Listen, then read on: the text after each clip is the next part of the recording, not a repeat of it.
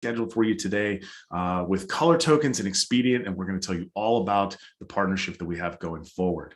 Real quick though, couple housekeeping notes. If you have any questions, please enter those about here into the Q&A panel. That helps us keep track. You have a full opportunity to ask any questions you'd like to about our new micro-segmentation platform to people who have the ability to answer really thoughtfully and deeply on those questions. Also, if you have a chance, please give us a follow on Twitter, twitter.com/Expedient. Go to youtube.com/Expedient, Instagram.com/_Expedient, LinkedIn.com/company/Expedient. And you can take a look at all of the additional details on ColorTokens.com, who is our partner for this webinar. Also, if you haven't taken a look at Expedient.com in a little bit, you may go to that website and see that next to data center, there's a plus number. We are very, very happy to announce that we've entered into 3 new markets, Milwaukee, Denver, and Phoenix. You can learn all about that on our website, and we have so much more to come around that. But today we're going to talk to 2 folks. The first is our VP of Strategy, Product Strategy and Innovation, Anthony Jackman. Hi, Anthony. How are you today? Great. And we also have with us Vats Srivatsan, who is the President and COO of ColorTokens. And Vats, Anthony, actually, I'll let Vats, our guest, go first. Introduce yourself. Tell us what your roles and responsibilities are, and you know what company you're representing today. First of all, AJ, thanks, and everyone, hi. I'm Vats Srivatsan. I'm President and Chief Operating Officer of ColorTokens.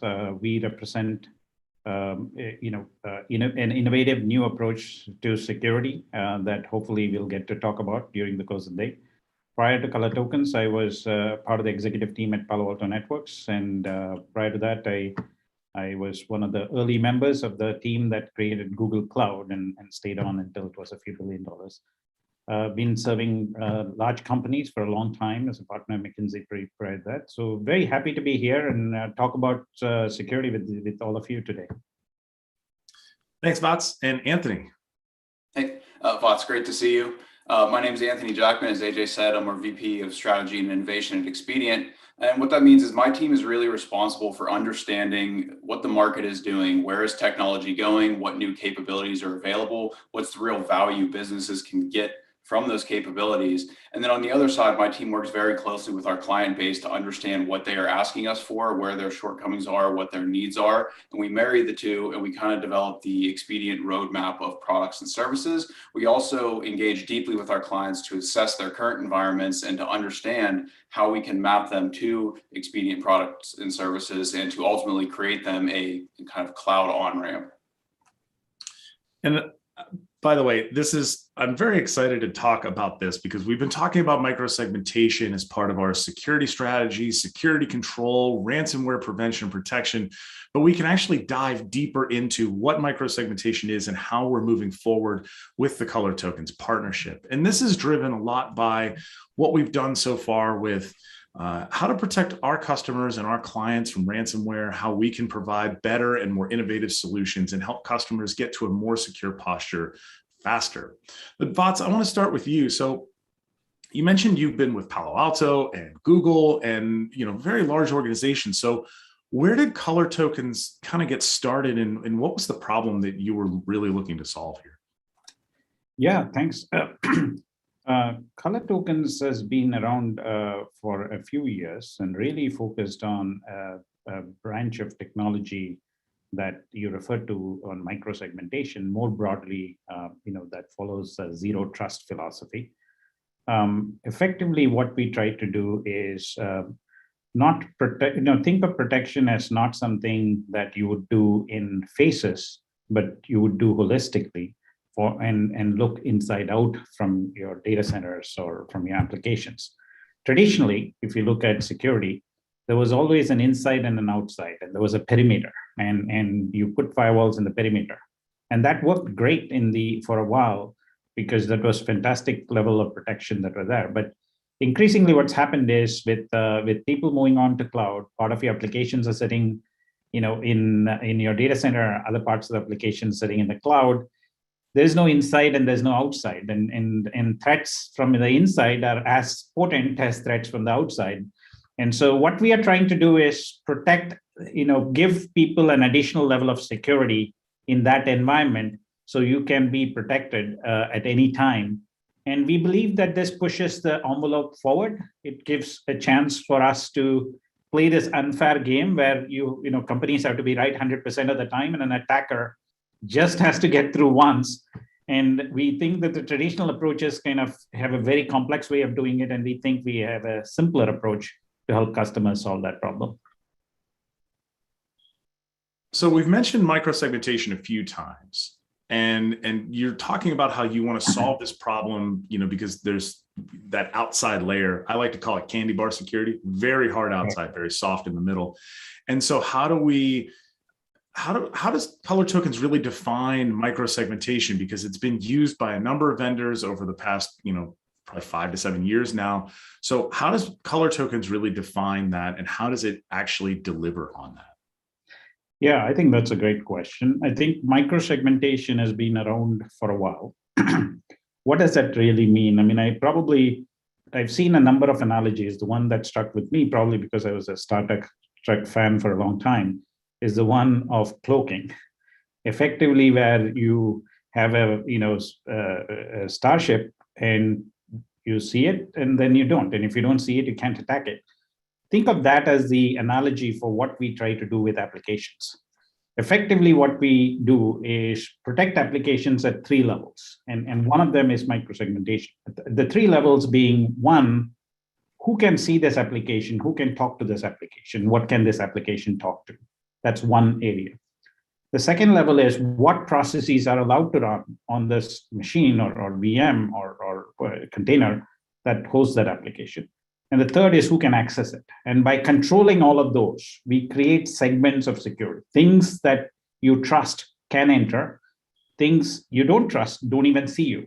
So that's basically our notion of where we come from at what microsegmentation. More broadly, microsegmentation refers to the concept of, it's been around. People thought of it as network segmentation. You put VLANs, you create things that are on one VLAN versus the other. We take it the next level because we can do this at an application level and start to protect specific applications like your crown jewels, from exfiltrating your key customer data or your employee data. And things that are more valuable, we can provide that additional level of security with the technology that we have. So you also mentioned zero trust earlier, and this is getting a lot more view and a lot more credibility recently. Obviously, Google started with the Beyond Corp stuff. Was that almost 10 years ago at this point? And everybody kind of looked at that as like, yeah, that's not possible. Like, I don't think we'll ever get there. And now people are starting to see like, oh no, we actually have to invest the time to get there. So can you kind of define zero trust and break that down for our audience? And how does ColorTokens actually help customers get to that zero trust level of security? Look, zero trust in some ways has been bandied about and has caught a lot of attention and it become part of the hype, if you will, because everybody is talking about it. But there is a true concept of zero trust. Probably, my friend John Kinderwalk at Forrester deserves a lot of credit for coming up with the term a long time ago. And he was then a colleague at Palo Alto Networks and part of our team. But zero trust at its essence means that a lot of the technologies here are built around being open for communication from anybody to anywhere. And the challenge with that model is then security in that model becomes very complex. Obviously, business becomes very easy to do because anything has access to everything. But that means the attacker potentially has access to everything as well. So you are in this conundrum of what happens. Zero trust gives a different paradigm. It's a paradigm shift that says that you start with a very different approach. You assume that you'll be attacked, which is, in this case, you're proving out with all these attacks that we see and hear in the papers every day. And so you assume that you're going to get attacked, and you say, how do I prevent an attack from happening in the first place? If I'm attacked, how do I reduce the damage that an attack can cause? And how do I do it around it? So zero trust takes the approach of don't trust anything unless you can be sure that you can trust. So don't allow anything unless at the extreme, unless you're sure that you can trust it. And what we do is give a platform and a tool that enables people to set the controls and the knobs, if you will, as to where they want to be in that journey. We can, because if you go, make everything air gapped, then nothing can talk to anything else, and that way business becomes very constrained. We do have those situations now in super security environments like federal government stuff, but that becomes a very constrained situation for enterprises. What we do is, instead of going complete air gap or complete open, we through zero trust say allow only trusted applications and interactions to happen and users to access it, and you can actually start to get to a good path in that journey by choosing the level of trust that you want to impose on that system. It sounds very much like a pendulum, right? You're either all the way air gapped or you're all the way open, and you're kind of trying to settle on this, sort of space in the middle, which is really interesting. You mentioned earlier what is the problem that you were looking to solve was holistic, right? So when we talk about, a holistic view, how does this actually apply? Because when we think of micro-segmentation, we think of very, network segmentation and mostly server level. So how does ColorTokens kind of expand beyond that? Because you mentioned that, how do we only allow certain users to get to certain applications? How do you expand beyond that? No, I think the best way to answer that question is talk to you a bit about how customers are using our products, and those will be real use cases that people can resonate with. So in oftentimes we see that people have certain crown jewel applications. So they basically say, I have some applications that are incredibly valuable for me, and if breach can be incredibly damaging to my company, in some cases, those damaging to the society, as we learned in the ransomware attacks, where people can use it and bring down an entire supply chain. So for those, what we do is provide an additional level of protection. So we basically look at those crown jewels and we say, look, let's set the right level of trust for that crown jewel. So who can access those crown jewels? A first level starts with visibility, because oftentimes what happens is people don't know all the interactions that are happening. We've had situations where a client kind of had an ACI system in place. They had rules in that. They had configured things. We put our sensors in, and within minutes, we saw some traffic to a foreign country that they didn't expect. In fact, they had specifically set rules on. Why did that happen? Because the rules are misconfigured, because it was so complex to put in the first place, and there are so many places you have to look for. And so right away, so it starts with visibility into what is happening with that application. Then it starts with what policy do you want? You can turn the knob all the way to zero trust and say, look, I'm only going to allow a few things to do.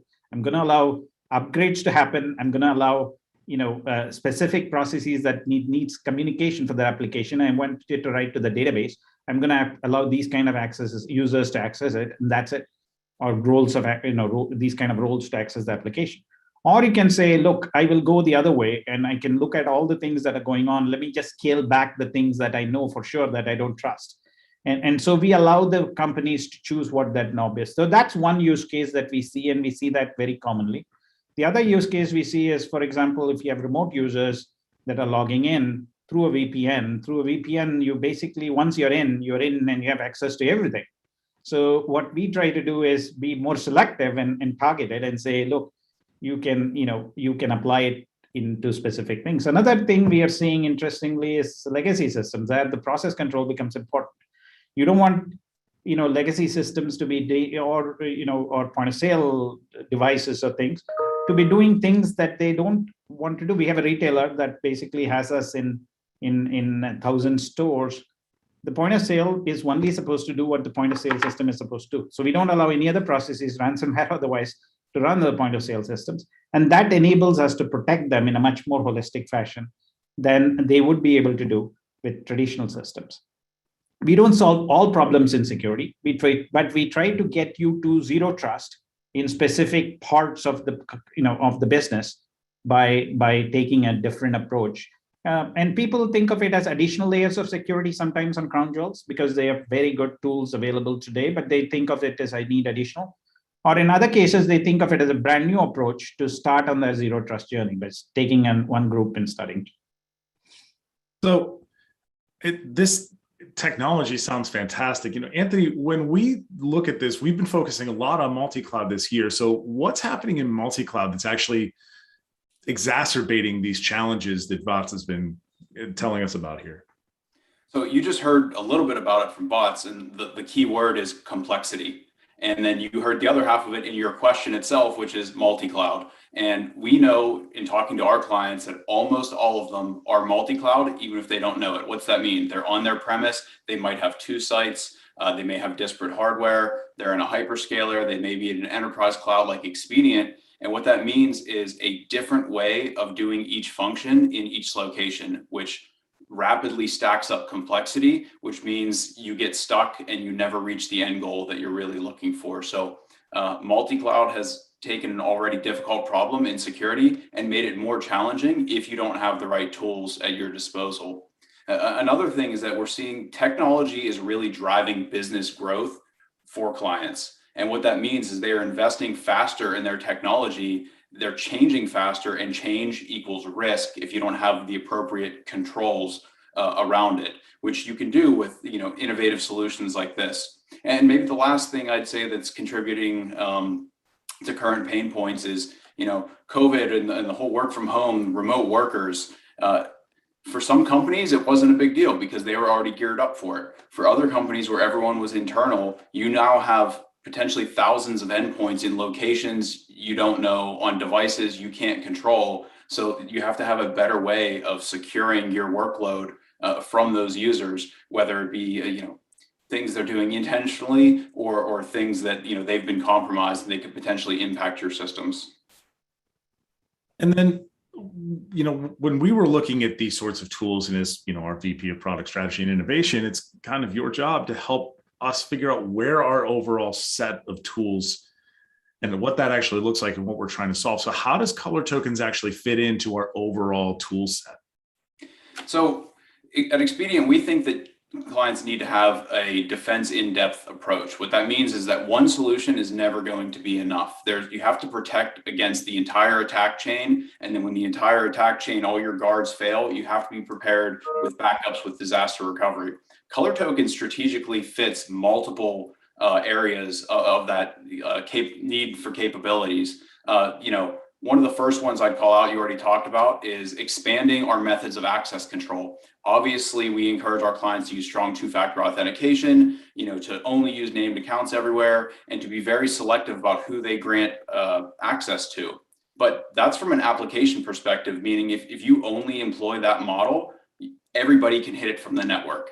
And because that user's endpoint could be compromised, we need to lock that down further and really ensure that only intended users are accessing those resources.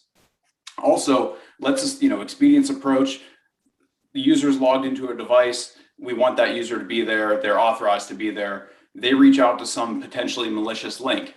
Let's sinkhole it. We have a solution for that. Let's assume that fails. We have a solution to execute potential malware in a sandbox and say, hey, we think this is bad. Don't even let it get to the endpoint.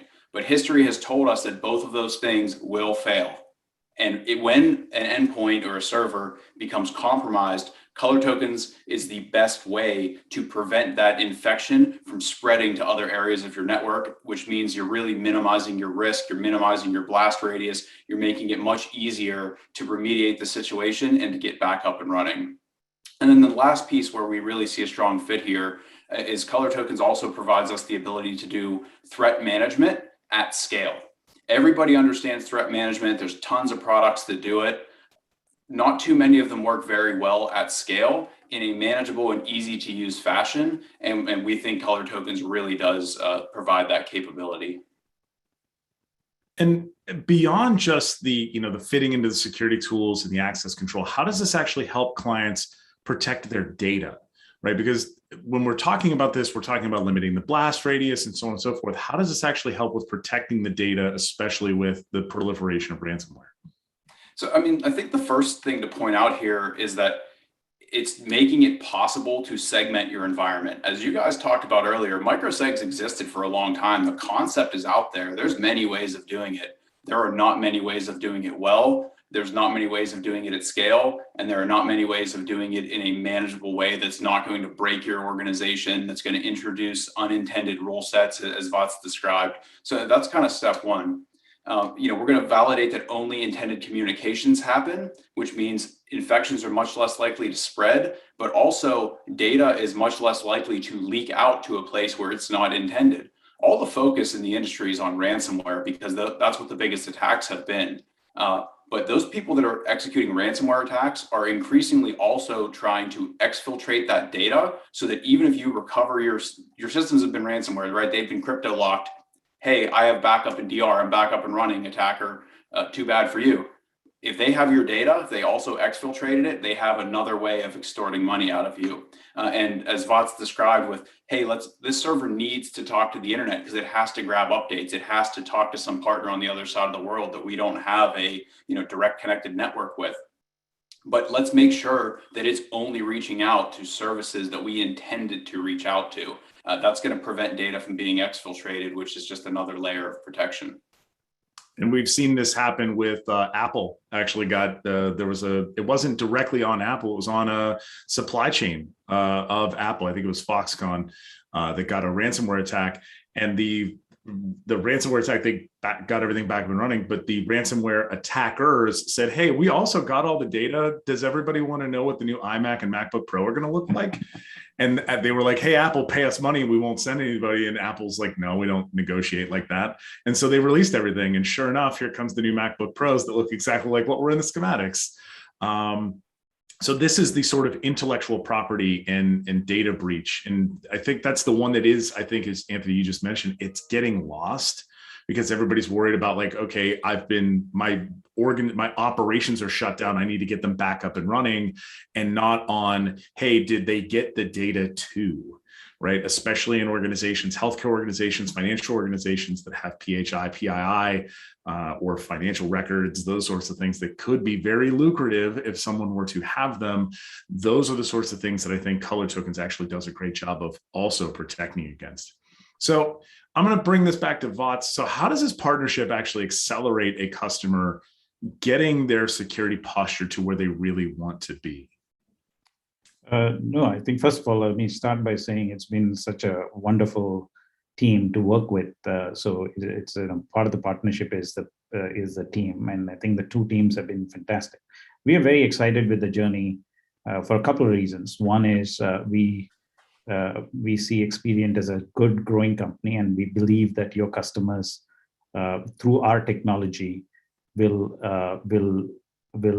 be able to give themselves a much better protection of their more critical assets, of their data that is compliant related, PII, PCI that you mentioned, as well as in general get a better sense of where they are in terms of the security posture. Just the pure visibility of what is happening around their most critical applications will quite help. The other reason we are excited is the way Expedient taking this to market, where we are part of an integrated suite that is being delivered to Expedient's customer, is very exciting for us. It makes it seamless for the customers. And what our mission has been, as Anthony said up front, to make micro-segmentation not this complex thing that people don't need more complexity. Our mission is to make it very easy for the end customer to apply this at scale. And through Expedient, we have a way of reaching it where the solution is delivered at scale very seamlessly. So we really love that partnership from that aspect. We have a huge amount of expectations from it. And I can tell you just from talking to the team that's been working with Expedient, each and every member has been incredibly excited about just the way that we have worked together all the way from when we started this a few months ago. And Anthony, how are we seeing this from the Expedient side? I think I'll start by just echoing Vats's comments about how great the partnership has been, working with Vats directly, other members of his executive team. We've worked directly with their developers. Expedient's nature is that we partner deeply with our vendors. We really understand the software. And because of the breadth of our client base, we can rapidly gather feedback about, hey, this product's great, but what if it could do this too? We've already taken those things to ColorTokens and we've seen enhancements show up. And that really describes kind of the strength of the partnership, is that can happen. Additionally, we talked about how part of the value of the product is just that it can accelerate a client from zero to fully segmented. very quickly, but it still is something you need to learn. It may be very simple, but it's something you need to learn. When you come to Expedient, it's delivered to you as a service, meaning nothing to learn, one vendor to talk to, and we can additionally round out your entire security stack, because like we've discussed a few times now, one product or one service is not necessarily enough in the security space. It really requires defense in depth, and we can offer the north-south firewall out in front to land VPN tunnels and everything else to connect sites that's still required. We can provide endpoint security so that if malicious code finds its way in, let's prevent it from ever executing. ColorTokens is going to fill that void of stopping it to spread. But when all else goes wrong, and even if it's just one server that's been compromised, robust backup and DR solutions to get you back up and running as soon as possible. And again, this is all delivered as a service, which means you don't have to add additional skill sets to your team in order to expand your capabilities to meet your business needs. So I have an audience question. Let's go with this. Does ColorTokens include monitoring and alerting? And maybe Vats and Anthony, this is kind of a step into kind of what you're actually seeing from inside the platform itself and how it would actually work. Yeah, let me take a first shot at it, and Anthony, feel free to jump in. Overall, we have a product and we have a service. So let me kind of differentiate the two. I think the technology that we work with is largely focused on the product that gets integrated into what Expedient delivers, so that becomes seamless for the customers to add us. On the product side, we do monitoring. In other words, people can monitor what transactions are happening at any point in time. But instead of alerting, we take an approach of blocking right away things that you don't trust. So we don't alert, we kind of block. In fact, some customers find it very valuable. I have a very large medical, large customer in the medical industry that basically one of the largest hospital chains in the United States, actually, they want the ability to block something that they see instantaneously. They don't want to wait for the alerts. They don't want to wait for the analysis. Something that is going on, they want to block it. We give the ability to do that. So that, that part of it. In the service side of it, we do offer this as a service. And on the service, it's typically, we do look for alerts. We set the alerts, we monitor them.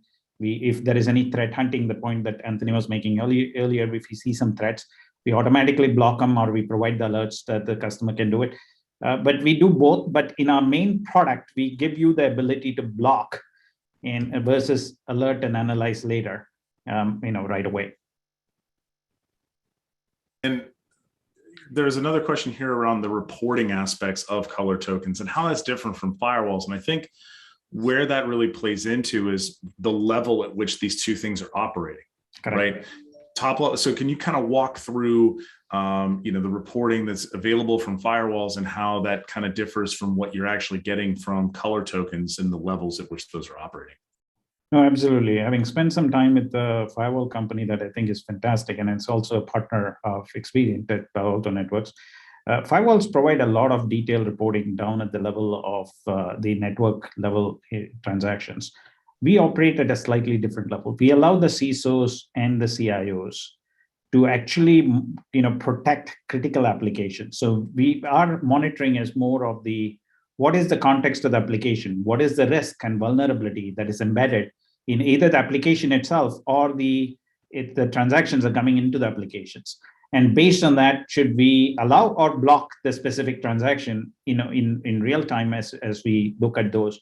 So we allow an ability to do it. Our reporting tends to be more of the level of interactions that are going on, what is allowed and what's not allowed. And if we have policies enforced, what level of policies are there? Obviously, we use ML to continually refine those policies and say, if there is a new threat that has emerged that wasn't there before, because there's something that changed with the risk profile of a particular interaction. I used to be trusted, but I'm accessing the application from an unknown place. That changes the risk profile, and then you need to decide upfront whether you allow it or not. Those kind of things we report and actually allow the user to select what they want to do. But broadly, I would say our reporting is at a broad level. It starts to get to the posture and the level of control that you have on specific applications. And of course, we can monitor even if our sensors are in some application, not the other, we can monitor every transaction that comes in. And so that generally people find it very valuable to say what is going on with that application. I think one of the interesting parts in going through and working with the ColorTokens team and that we've seen is the visibility. And I think one of the key things that Anthony kind of picked up on earlier was when you have micro-segmentation in the past, it was very much, this is how you can segment your network, but it was never what to segment. Right. It was always just that this gets you from, I can take this stuff and block it from talking to this stuff, which is great. But do I know that I should be able to block this, or does this stuff actually need to talk to one another? So can you kind of talk through that process? Because you guys talk about how you can get from 0 to fully protected in 90 days. So how do you actually make that happen? I think visibility, as you said, is something that people really value. Probably I can't overstate the value of visibility that people get when they first see the product in action. They go, wow, because it lights up and there is interactions that you don't see. In terms of how do you make the choice, of what to block and what not to block, which is gist of your question. We do it in a couple of ways. We obviously have application specific templates. So we learn from that in terms of what specifically should work with a CRM application, what is not. So that's a starting point we have. We can operate in one of two modes. We can operate in an observe and learn mode, which is the ML traditional route of we observe interactions, we see what's going on, and then we basically create a baseline of what is needed for that application to run over a period of time, a few weeks, and then start to get to what should be blocked or not. We can apply industry-specific templates, and we have horizontal templates in developing vertical templates for specific industries. They'll say for these kind of applications, if you're an Epic and healthcare, if you are SAP or Oracle in this piece, then you have these kind of typical applications.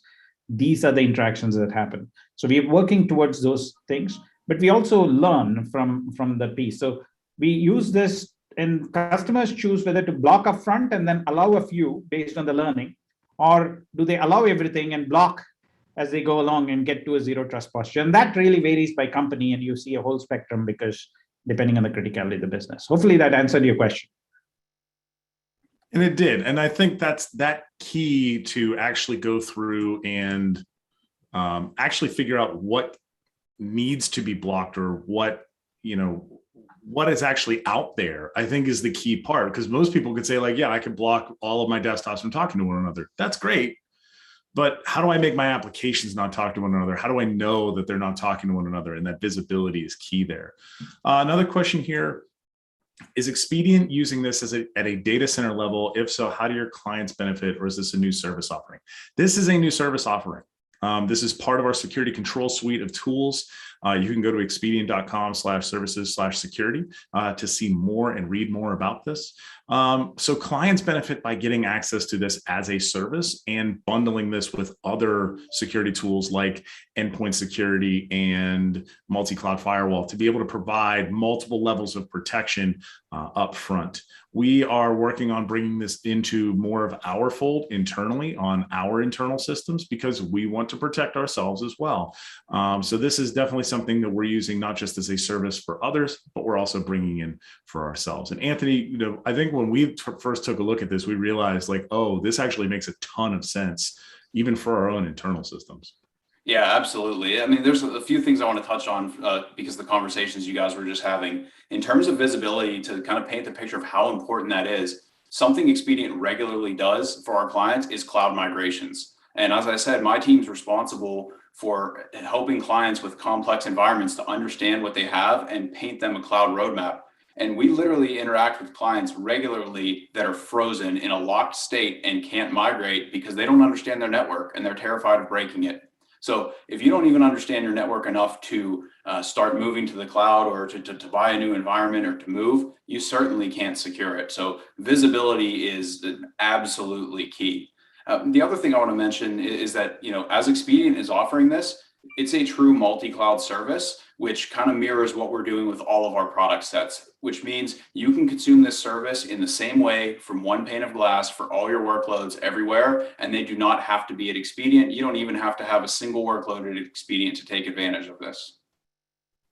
And that's definitely been a big push of ours over the last calendar year, really, is enabling services that go outside of our four walls, because we recognize that customers need help. We have solutions for them. And by being able to make this a way to go further and a way to be able to maintain your applications no matter where they are, your workloads and users no matter where they are, is far more important than your workloads being in a specific data center. The enabling that mobility is key for us going forward. So I think that's a big shift. And Vats, can you kind of give us like a maybe a little preview of what ColorTokens is working on, if you feel so inclined? Yeah, no, I can give you in broad generic terms, obviously, but very happy to do that. Look, I think that our utmost focus in microsegmentation, the point that Anthony talked about earlier, which resonates with every single customer I've talked to, which is this has to be a lot easier than it is right now for the customers to deploy, adopt, and implement at scale. So our major focus is we're continuing to make microsegmentation easy at scale, which means that we're investing a lot in our ability to identify assets automatically, tag them automatically, ability to write rules automatically or intuitively based on common language. Like if this is in this network talking to this, then do that kind of, it's as simple as that, like literally doing that. We are putting a lot of focus on machine learning and our ability to help not only identify assets, but group them in the right way. And then the question you asked earlier, what should be communicating to what, typically in what scenario? So we wouldn't take machine learning all the way. The human, eventually the company would have to have control on where they set it and what rules they accept and what they don't. We're trying to literally make it one click for the customer to say, apply this, and then we are off and running. The third part is we want to simplify the tools. We want to continue to make the interface very easy and intuitive, the reporting very intuitive, and pieces like that. That's one dimension of what we're doing. Clearly, we're investing in access and the ability to add not just machine to machine, application to application, but also the ability to have user access tied into it. And clearly, cloud is here to stay. I can say, from the ground floor up that it is here. And it's going to be hybrid for a long time, whether you like it or not, because people seldom migrate everything onto one cloud. So we've architected it in a way that we not only can take care of today, like private clouds, like the one that Anthony talked about, or your own data center, or mixture, but also future cloud technologies, so that it works with cloud native technologies, containers, serverless, microservices. And we can actually do additional levels of control when things are on the cloud by architecting our product in a particular way and making sure they can control specific APIs. So we are working on all of those range of things, but broadly what we want to do is make it very easy for customers to adopt and consume our product. And we do appreciate that, because I know that a lot of times people get very nervous about doing the actual implementation. They get nervous about the actual, like, okay, I have this platform now how do I actually make it work day one, right? It takes a very long time for most platforms or pieces of software to come in. I like to call this the day 100 problem. It takes that first 100 days just to get it up and running and figure out that you broke it once and you got to redeploy it, and then you put it back up and running and get it to where you want it to be. You're skipping from day 100 back to day one with the service that starts immediately pulling in all that network data. And I think that could be really, really powerful. You guys just also mentioned or just launched X-Axis. Can you tell us a little bit about that? Yeah, absolutely. The X-Axis is our product offering that allows a lot of the microsegmentation deals with application to application or machine to machine type interactions. And that's clearly one that we've been working on a while. X-Axis, as we recently launched, allows us to tie in user groups to specific applications. So not only does it provide intelligent access, much more sophisticated than VPN, based on roles or based on authorization that the access have, that the users might have. But it also allows people, for example, in remote sites to connect to specific applications, third-party suppliers or testers that are commonly testing on your labs. We allow them access to that specific application for a period of time. That's what is needed. And so, access puts a different dimension of security. The beauty of this is these have been viewed as separate problems and people are solving it very well separately. But then it comes to the customer, then have to integrate and see what happens. We allow, for example, access to be tied into the microsegments. So you can define specific segments of applications that need to talk to each other, and then specific users that can communicate with the applications and what the nature of the communication can be. So we are excited about it. It's a long journey because access has different dimensions, but we are starting to get to add that dimension into the complete security control that we offer. And I think that's the sort of thing that you can do once you start to have this level of visibility, this level of protection already. You add that on top, and you can now go in as you mentioned earlier, a holistic sort of view around where all of your things are.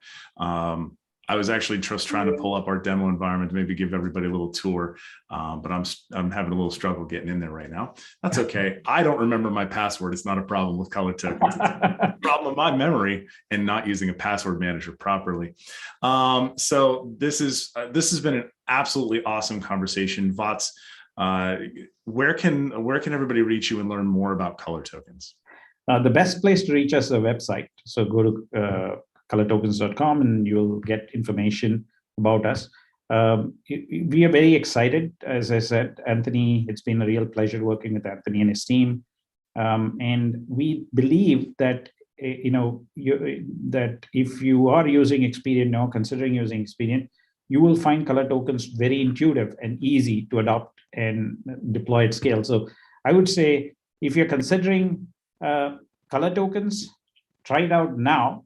If you're considering Expedient, try it out now, because this is not very difficult and you will get a lot of value right away. You will see from just the visibility they provide, even if you decide to enforce later, the policies later, although we made that easy as well. So I think the best way to reach us is through the website, and obviously, we are available at any time, and we're very happy to answer any questions that you might have.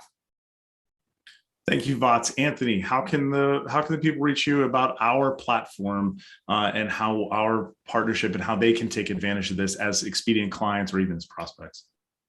So first off, anyone that wants a technical deep dive or wants to learn a little bit more about how this fits into Expedient's overall service offering, feel free to contact me directly. Feel free to contact AJ. Also, as Vats said, our website is great, our Twitter and LinkedIn, and AJ can give you a lot of specifics on all of the social channels as he's very plugged into all of those. It's weird. Social media became my life. You can go to expedient.com/services/security to learn way more about our micro-segmentation and the rest of our security tool set. You can also click that link that says Let's Talk at the top of the page to reach out and learn more about our products. Again, give us a follow on twitter.com/expedient, instagram.com/_expedient, youtube.com/expedient. And if you want to watch any of our other webinars, our entire ransomware series, the time that we helped recover a customer from ransomware in 48 hours, the time that we built an enterprise cloud that actually gives you a cloud operating model without the refactoring. All of those are available on go.expedient.com/webinar replays. Please keep an eye out for announcements about our next webinar. We are so happy that you joined us today, and we will see you next time. Thanks. Thank you. Thanks.